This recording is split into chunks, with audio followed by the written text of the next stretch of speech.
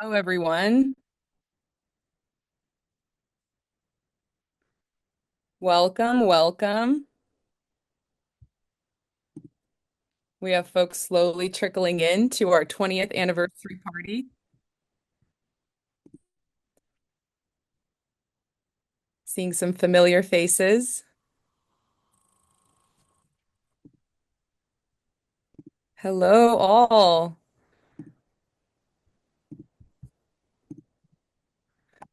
I want to welcome you all to our 20th anniversary party. We were founded in 2005, and it's been 20 years that we've been on this mission to empower people to look to nature's genius for solutions. We have a really exciting party planned for you all today. We're going to have some time for connection with breakout rooms. We're going to have a nice grounding meditation at the beginning.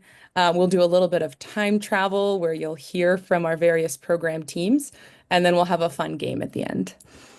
So before we get started, I'm actually going to pass it to my colleague, Jen Fredette, to do a grounding meditation, which she calls Rooted in Gratitude, United in Celebration. Wonderful. Thanks, Kat. Welcome, everybody. I'm going to, um, we're just going to take a moment to arrive fully into our bodies and into this shared space, into the joy of being here together. I invite you to turn off your screens if you'd like, and just ensure that you are muted as we dive into this. All right, so let's begin by taking a moment to allow your body to settle. Find a comfortable position that allows your spine to be long, but with a natural curve in the lower back. You can close your eyes, keep them open with a soft gaze downward a few feet in front of you, and let the belly and the shoulders relax. Take a slow, deep breath in and hold it. And exhale with ease. And again, inhale deeply and release. Now bring your attention to the ground beneath you. I want you to imagine roots extending down from your body into the earth, anchoring you like an ancient tree, steady and supported. These roots reach out as well, gently weaving with all those of everyone gathered here. A mycelial network of connection, wisdom, and purpose. Now gently turn inward toward your heart. What are you grateful for in this moment? A person, experience, maybe a memory of being in nature, a trail walked, a river waded, a bird song that stayed with you. Perhaps even the inspiration we find from the natural world itself and the innovations that it inspires. Let that sense of gratitude bloom like a wild flower in sunlight, spreading through your body, then radiating outward to those gathered here. I want you to take one final deep breath in and exhale into the fullness of this celebration. When you're ready, return back to screen.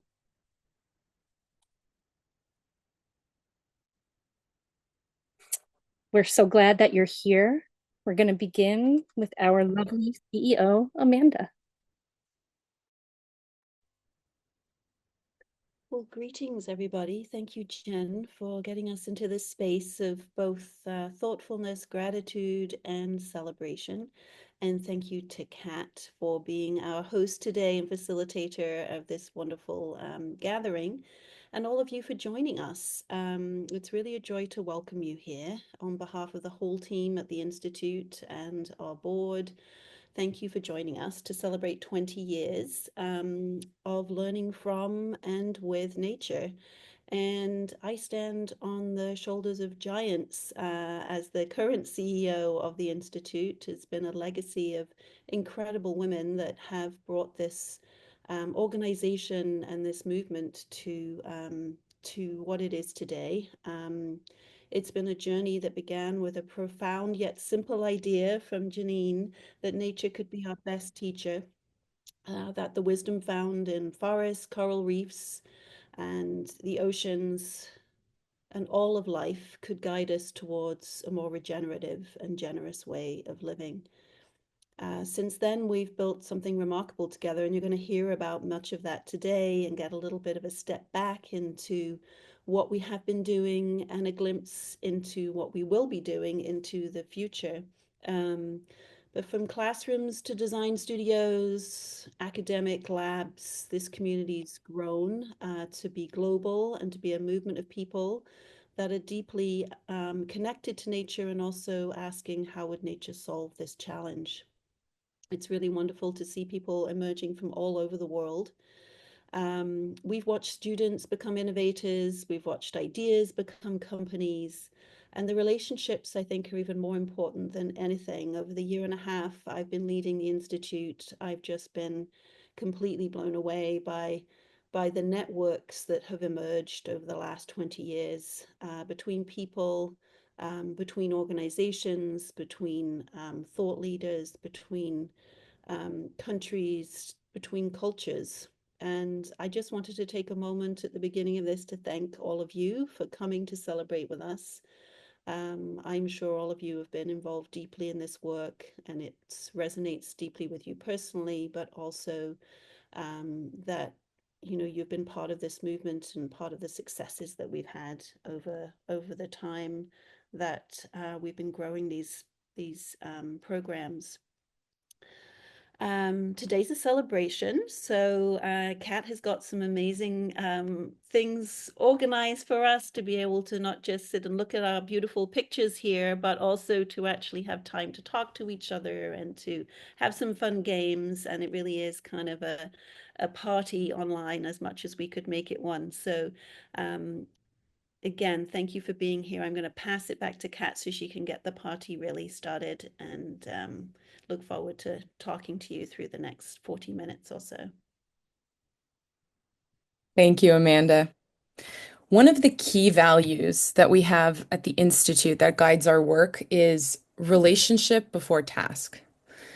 We really believe that meaningful work is built on trust, mutual respect, and connection that we can all have together. And that takes time and intention. So, this is something that we wanted to bring to you here today and bring it into this space. So, in a few moments, Jen and I will work to split you all up into breakout rooms of three. And you'll have 10 minutes with each other to just introduce yourselves to the people in your room and answer the prompt. What is something you've learned from nature that has impacted how you live your life? So we'll set those up in a second.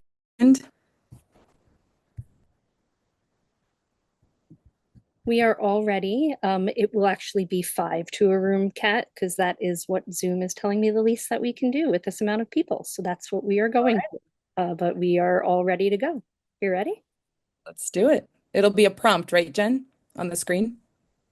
Yep. You should see. Nice. Awesome. Mhm. Awesome. With me, it was first penguin off the iceberg. That's what I think of when I think of penguins. So they all like sit at the edge of the iceberg, and then there's a Weddell seal in there. And there is a penguin that goes off first to see if there is a Weddell seal. Like all of them assume there is a predator there, and one of them jumps in. Mhm. And you That's got to be the first penguin off the iceberg sometimes. I know that voice. I know that voice anyway. Hey, Amanda. Hey, how are you? I'm good. What a Good. lovely chat I had in our room. I hope all of you did too. Oh, good. Please share what you shared in the chat. We can have like a stream of ways that nature has impacted how you live your life in the chat. This is so exciting. So I actually would love to pass the baton over to our Ask Nature dynamic duo. We have Andrew Howley, our chief editor, and Camilo Garzon, our director of Ask Nature, to share a little bit about Ask Nature. And I will share my screen as well to help them.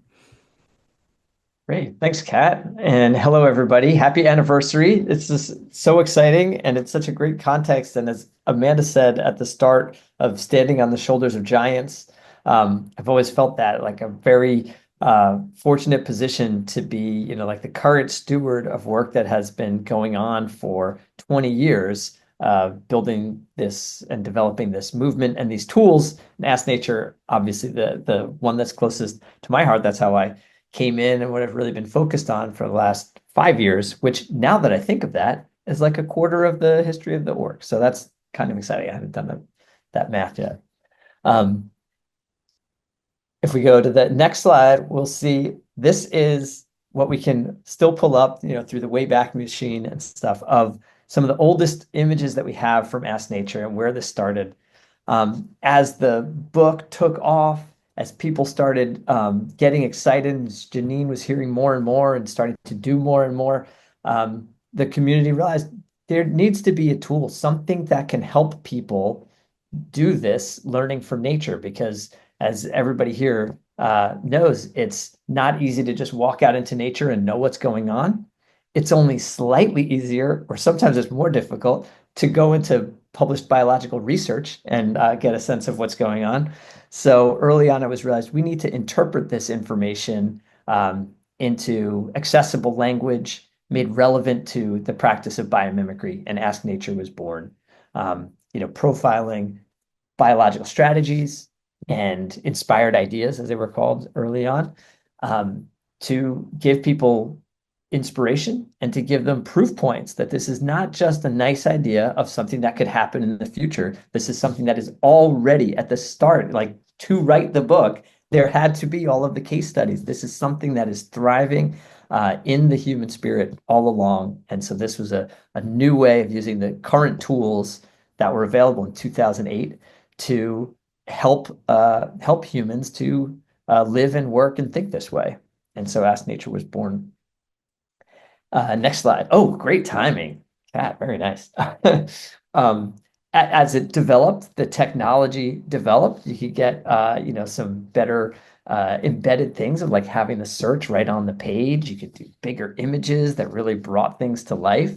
And it's so funny to think of this as like technological history, but this is what we've seen over these 20 years. Things have really changed in terms of what we're able to do communicating with people at a distance with images and information. And so then the next step from there, Kat, next slide, was another redesign that really put kind of a pedagogical foot forward. And as you landed on Ask Nature, you could scroll down on the same page and really learn deeply about all of the different parts of the site, the biological strategy pages, the inspired ideas, resources for educators, and the collections that would bring bits of all of that together and contextualize it. And that's something that we found is like a really important piece of the puzzle and part of the real work of biomimics and people thinking about this. It's one thing to make the individual points of information available. It's another to then start pulling together the threads, finding the stories and the connections. And as I'm sure everyone here has experienced in their own use of Ask Nature and in the conversations that you've had in the biomimicry community, it is amazing how each person, their particular experiences that they bring, or the situations of the questions that they're asking, or the field in which they are acting, really brings a new lens and a new thread that can be woven through often a lot of the same biological stories or same innovation stories. And I think that shows the beautiful side of Ask Nature and biomimicry in general, which is that the unspoken party that's part of all this is that we've got the biological species that are the inspiration, we have the innovations that result, but there's this thing in the middle, which is human beings. And this is what we're doing as a species. This is part of what humans are doing and always have done. So we look to the rest of the world. We're fascinated by it. We want to understand it. We want to apply what we learn.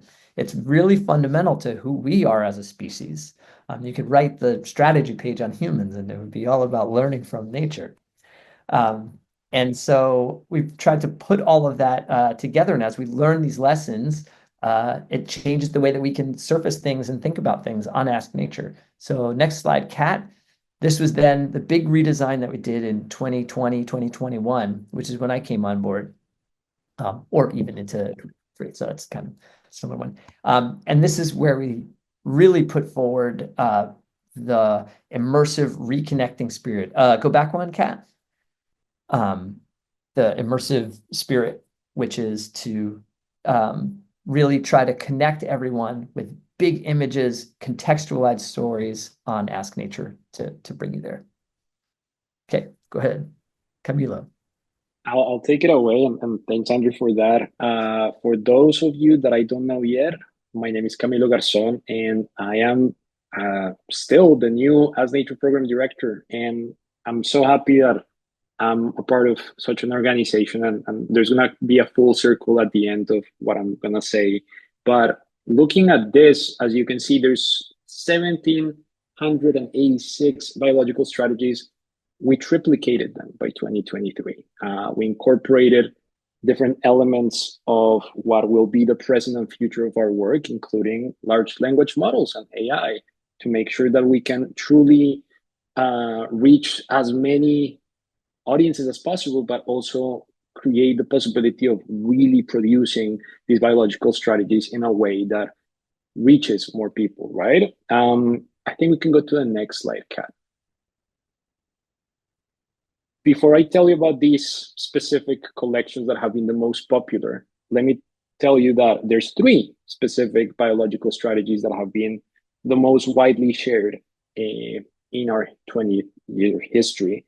One that is my favorite example to try to explain biomimicry is how the Shinkansen, the bullet train in Japan, really got inspired by kingfisher for the sonic boom that it used to cause in those villages. And that's one of the best applications of biomimicry there is, looking at the kingfisher, applying that design into a train, and then sonic boom disappears. I think that is fundamental.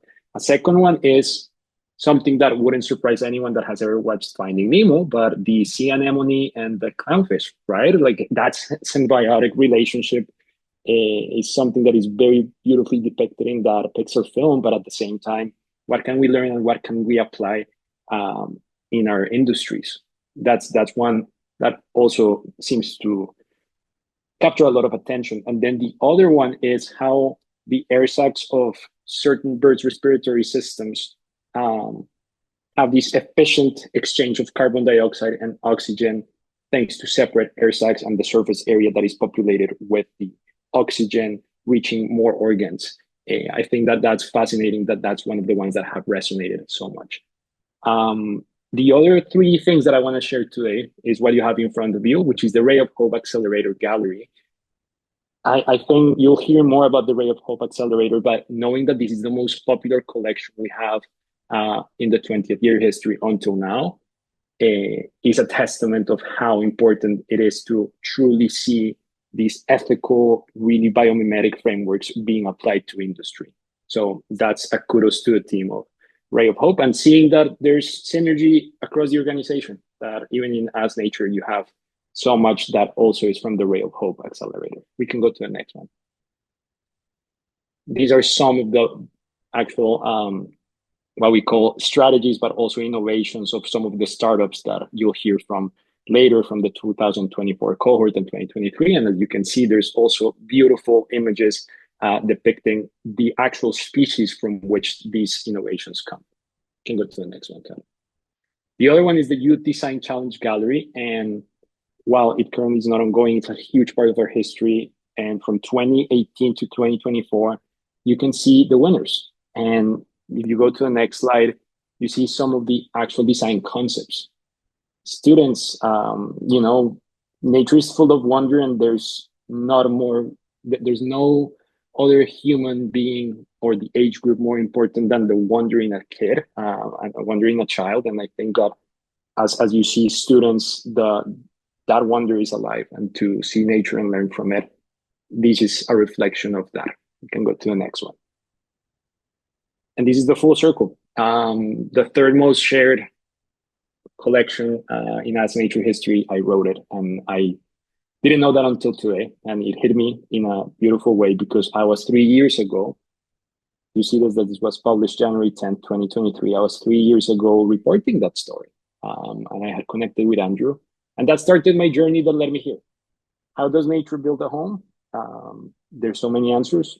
One that I'm taking today is we build it by creating something like the Biomimicry Institute, learning from nature. That's how we continue building a home. So I'm very happy that that's a part of our history and that we're going to shepherd this history into the future. These are some of the examples of the biological strategies that were part of it. And then what is the future? What is the present and future as nature? If you go to the next slide, Kat, I think that we have very ambitious plans. We have incredibly robust multimedia proposals to go through. And I think we're going to take it to the next level, but to a level that is ethical. We're going to continue learning from nature. Right now, we have about 2,000 biological strategies, innovations, resources, and collections. We want to make sure that by 2030, we go to 200,000. And that is going to be done thanks to creating what is a large language model that has guardrails, that doesn't hallucinate, that is fact checked, but that also learns from nature, that speaks in a language that we understand and really enhances what we have understood from nature from here on out. The other one is what some of you might know, which is the Ask Nature Hive, which is our nature positive community. I think that the way in which we do this is decentralizing this knowledge, not the institute talking to you, but all of us on the same level as nature is, right? It's interdependent, it's interconnected. That's the present and future. I'm very excited for what we're doing with the Hive, with our colleague Lily Ehrman, that currently isn't here, but is doing an incredible job with that. As Nature Chat is going to be incorporated from also As Nature AI. Right now, you go to many language models and you can ask different questions. It might hallucinate, it might tell you things that are not true. But how does nature answer this? And what is the voice that it uses? I think that this is going to be one of the biggest contributions that the Institute has in the next few years. How is it that we can ask a question about this tree we're looking at when we're walking around the forest, or these species that we just found? There's always those moments of wonder. Why don't we just also help with that wonder and create even more opportunities of creating these strategies and solutions? And then we're focusing on a couple of things, which is national parks and bioregionalism. More to come on that, but also understanding our indigenous brothers and sisters and how is it that we can incorporate that ancestral knowledge into all of that we do. I'll let you take it away, Kat. Thank you so much, all. Thank you, Camilo. And I will pass it now to Miranda Berger to share a little bit more about nature of fashion. Hello, everyone. I am in my Seattle backyard, so please, Kat, do let me know if the birds are just too loud and taking over my scene here. So I have the privilege of working with the development and communications team here at the Institute on this exciting project. So I'm excited to share some more today. Now, nobody's ever looked at a barrel of oil and thought that would make a nice dress. Yet for the past 80 years, this is how fashion has made these cheap synthetic materials that if we want to look at what fashion waste has feels like and looks like today, the next image is a little painful almost. But 42 million tons of fashion waste are produced annually. They only expect that number to grow. And we started thinking, how can we address this? How can we learn from nature? Because in nature, everything decomposes, material cycle. One species waste becomes another's food, another's resources. Yet, as conversations about creating a circular economy gain traction in the fashion industry, these solutions were missing. So in 2020, the Institute and some of the women who Amanda was speaking on, standing on the shoulders of giants, produced a report. The nature of fashion, sorry, next slide, Kat. The nature of fashion, to ask this question: what would fashion look like if it followed nature's rules? And the answer was clear. It would look like a circular system that included decomposition at its focus. It would also include how we create materials to biodegrade. What are the transitional technologies we need to fill the gap until we can create those materials? And how do we collectively slow the flow of fashion waste, fashion consumption? So this insight planted the seeds for this project which is now known as the Nature of Fashion Design for Transformation. It's an initiative that we've been doing for a couple years to explore how we might transform textile waste into biocompatible materials by mimicking nature's cycles. We work with some really powerful partners who I'm just going to tell you a little bit about. Next slide. So in Ghana, we're partnering with the Ore Foundation to harness local bacteria to break down waste polluting the Corlay Lagoon. In the Netherlands and Germany, we're working with Circle Economy and Beneficial Design Institute to convert discarded garments into sugars and biodegradable materials.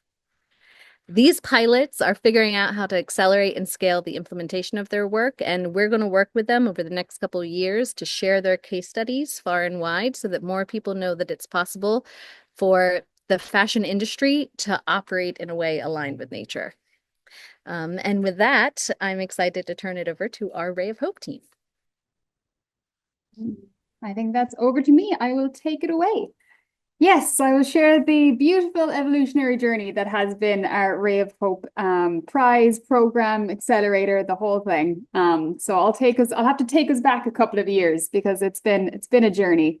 So if you go to the next slide, Kat, you can see that we started off in 2011 by sending out a pretty simple student design call, just looking for ideas inspired by nature. And what we got back was a pretty insane hundreds upon hundreds incredible ideas from students from all over the world, from ideas from water filters inspired by fish gills or mobility devices inspired by snakes. So it was just an insane response to a very simple ask. So over the years, that whole program evolved from a simple design call into, if you go to the next slide, in 2015, that turned into the Biomimicry Global Design Challenge. And we had 58 countries involved. We had over 4,000 participants addressing all of the 17 UN Sustainable Development Goals. So we're talking about global action, global ideas across all sectors. Super, super exciting. And it was kind of that pivotal moment for our program as a whole that made it clear that people just didn't want to learn from nature. They wanted to innovate like nature. So then in the next slide, what happened in 2016 was we then pivoted from just the design challenge into a Launchpad program that was supported by a Ray of Hope Prize in 2016. So what the Launchpad program was really all about was offering mentorship and community for founders, for innovators with early stage ideas to come together to support each other, with the Ray of Hope Prize being a $100,000 prize awarded to the best idea design solution at that point. And we followed that model for about 4 years, just celebrating genius innovators and their designs. But what we really learned during that time was that if we wanted to truly scale our impact and to realize nature-inspired solutions in industry, to transform and inform sectors as a whole, we needed to focus on supporting innovators at scale, building a network of support and resources to help these founders and these startups to thrive. So another 4 years later, we hit another evolutionary cycle in 2020. So if you jump to the next slide, you'll see that we evolved from just a prize into an actual program. So in 2020, we launched the Ray of Hope program, and that was a 10-week startup support program where we, over the 4 years, supported 39 established early stage startups from all over the world.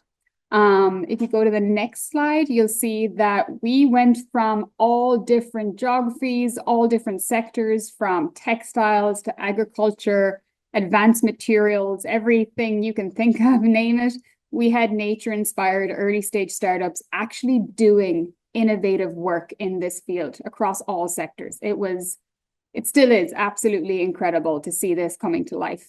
So we did that for about 4 years, but then again, looking to the need within our sectors, within our world, what's needed from an impact and implementation, we realized that 10 weeks really wasn't enough to get to know who these founders were, what their technology is, and how can we support them to get to scale. So in 2024, we hit another evolution of this incredible program to launch our 6-month Ray of Hope Accelerator.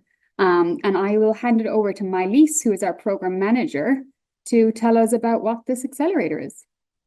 Thank you so much, Sarah. Yeah, I'm so excited to be here to celebrate the Biomimicry Institute 20th anniversary, and to kind of like follow what Sarah was just mentioning around the impacts and the sectors that we're touching through the Ray of Hope Accelerator. I just wanted to bring to you this new visual about our portfolio, about 50 companies through the sectors that they're operating in. So construction and built environment, food and ag tech. And now we've expanded from the slide that you just saw before to new sectors and really tap into also energy, climate technologies, and ocean tech, for example. So that kind of like exemplifies the breadth of work that these companies are pushing forward. And going to the next slides, last year we established our mission as the Ray of Hope Accelerator to accelerate the growth of nature-inspired startups to scale systemic solutions. We support 10 companies every year. We actually have our call for applications out until this Friday, end of the day, EST time. So we're really excited to dive in the coming weeks into these applications. I can already tell you we have about 200 applications already locked in. So excited to see what comes through in the next 3 days, which is usually the time when we get them all the way to last minute. But we have such a unique program in the Startup Accelerator ecosystem. We really see ourselves as operating into this ecosystem and filling the gap, thanks to our global vision. As seen previously, the fact that we're retouching almost every industry, its format, 6 months virtual, which means we are not asking the startups to uproot to our ecosystem, they stay where they are, but we bring them to a 1 week in-person time so we can really get to know each other. And that includes showing up and pitching at New York Climate Week in September. So we will be there and we hope to see you. And then we go to a nature retreat, which we'll show some pictures a little later. But this is really a transformative time for these companies. Something that really struck me is that I was part of this retreat for the first time last year. Some of these founders, highly brilliant researchers and entrepreneurs, had not been hiking or in nature since their childhood. But they're still nature inspired and they are working on these solutions that are nature inspired. So this is really a highly key element of the program, is to connect or reconnect founders to their mission and to themselves. We'll go on to the next slide. So not only the format is really interesting, but the content itself, since we're supporting these nature-inspired startups that learn from and mimic biological strategies. And we support them with something that other traditional accelerators are not focused on. Usually they're focused on the go-to-market strategies, business model. I think we bring a very interesting and different lens, working on storytelling, on impacts, and sustainability frameworks, really supporting these startups to go to the next step, to be able to talk with that language that will speak to these corporates and investors that are looking for impacts. We also emphasis on hard tech.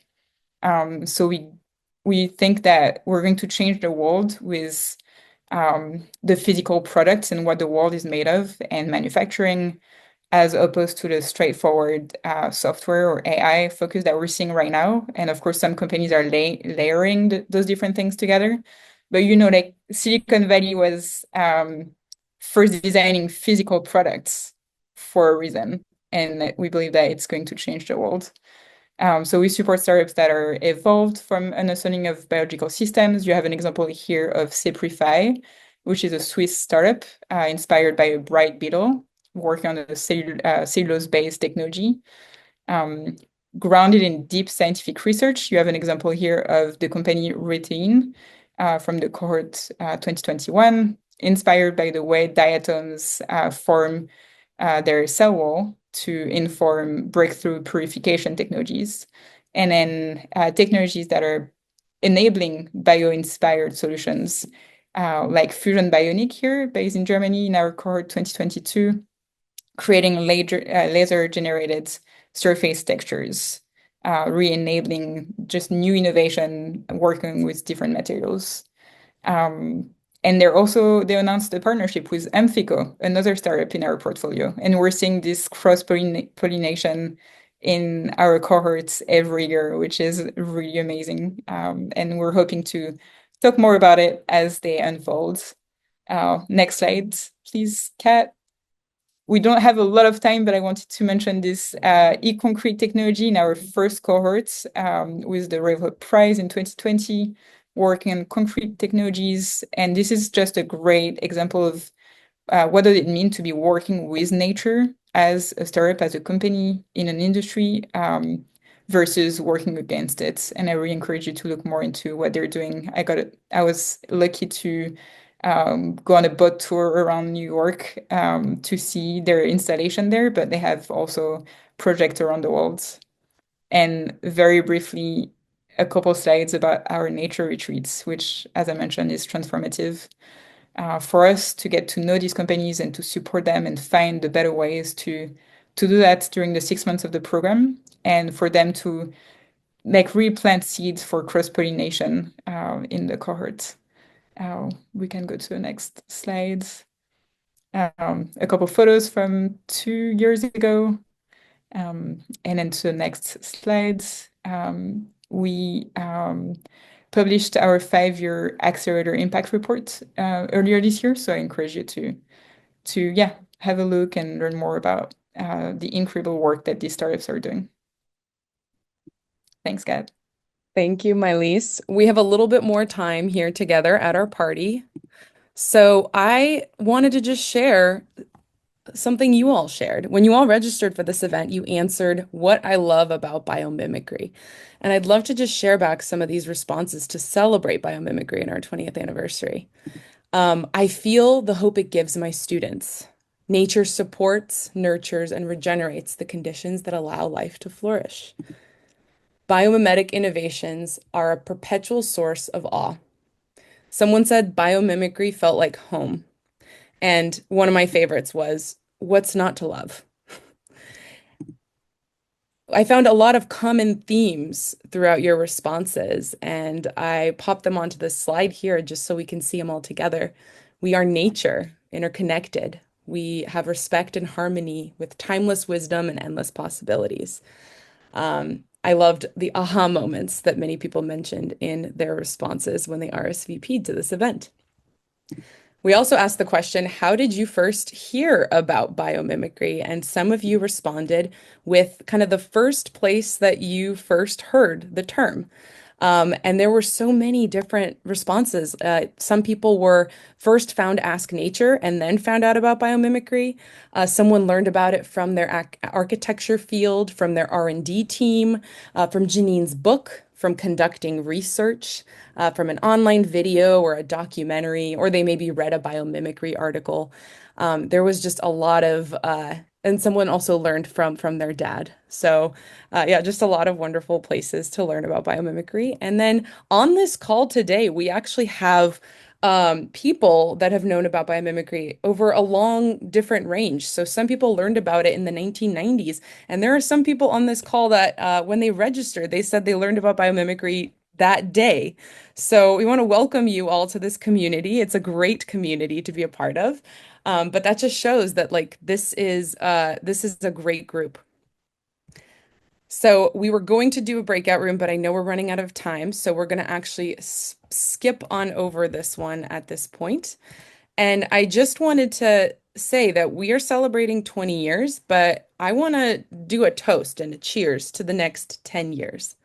So last year, with the incredible vision and leadership of our CEO, Amanda, and our board of directors, we embarked towards a 10-year strategy to dramatically scale the impact that biomimicry is having on some of our biggest challenges. I see Jen just shared the strategy in the chat I'm seeing now.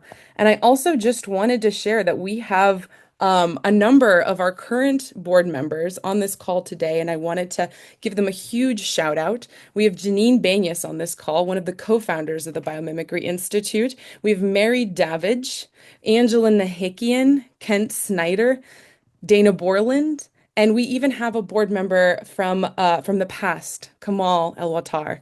So thank you all so much for your service, for all of your support, for leading this institute to where it is today. I also just wanted to share from the Institute a huge thank you to our foundation and corporate supporters. Their support for this work has been integral as well to getting us to where we are today. And I also want to share a thank you to our 20th anniversary patrons. These are individuals that made a donation to support the Biomimicry Institute this year. And we would like to invite you all here to become 20th anniversary patrons by making a donation in our 20th year. We honor all of our patrons on our 20th anniversary page, evergreen webpage on our website, and your support will help us realize this new strategy as you go through it. I also just wanted to share that some of our attendees today are already part of the Ask Nature Hive, so thank you all for signing on to this call through the Ask Nature Hive. For those that have not had a chance to join yet, we'd love to invite you to join us. The Ask Nature Hive is our global online community for those passionate about building a nature-positive future. And as a member, you'll connect with a vibrant network of changemakers, and you'll gain access to these monthly live conversations that we have, as well as some thought-provoking book clubs and creative challenges. Our next conversation is actually with Henry Dix about biomimicry as a philosophy. So we do have a little bit of time here together, and I wanted to just open it up to anyone at the Institute, or if any of our board members wanted to share anything in our last 5 minutes, before we all take some time to maybe hopefully step away from our computers and go outside and just take in the outside.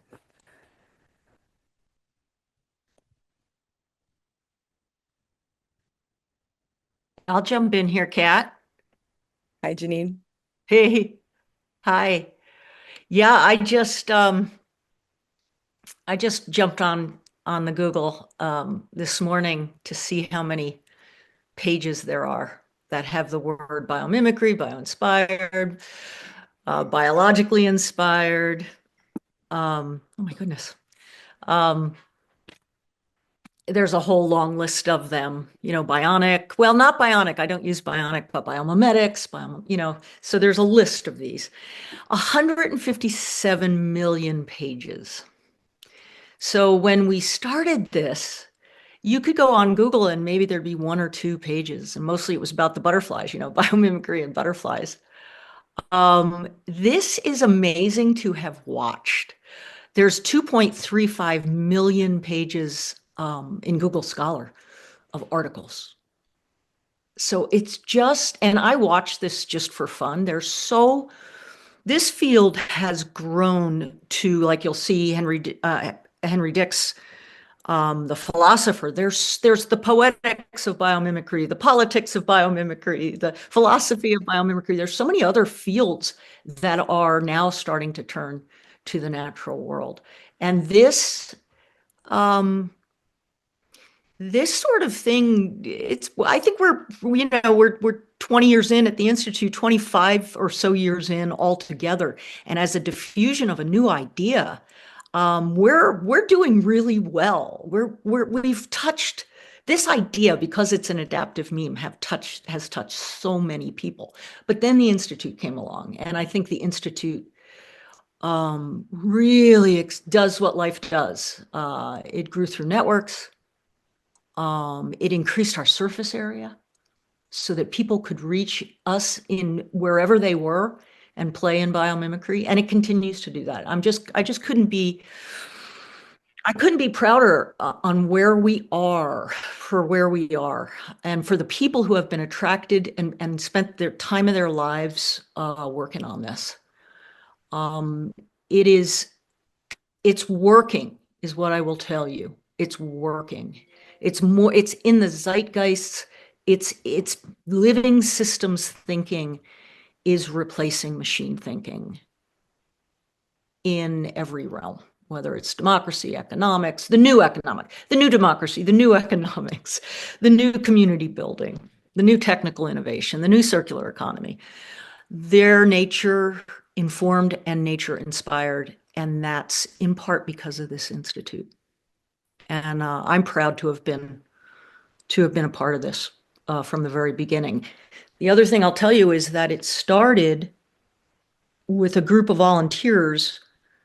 Dana and I did, we did these gatherings early on, and we would invite people to come on their own dime to talk about biomimicry. And in those days, I mean, this is way back, you know, we started in 98. It was maybe 12 people, 13 people who are still working in biomimicry, by the way. And they decided to come on their own dime, and we had a third gathering. The third gathering is when it was incredible. It was like 3 or 4 days. We were all together in this like ranch retreat in Montana, and people were just incredibly involved in flip charting the future of what biomimicry could be. And we would be like, go to bed now. And they would be like, no, we're still doing our communications thing, or we're doing this. And what came out of Biomimicry 3, Gathering 3, at Blacktail Ranch, was a suggestion, which was a consensus suggestion, that it was time to start an institute. And Dana and I were like, oh, we were like wobbling, like, oh no, I'm not sure we can do that. And Rainey Schwan raised her hand and said, I will volunteer to get this started for 6 months. And it came out of the community, is what I'm saying. It came out of a community of people, and it continues to come out of a community of people that continue to figure out what the next 20 years are going to be. And it felt like a miracle at the time, but it also felt incredibly inevitable. And it took just people raising their hand and saying, I'm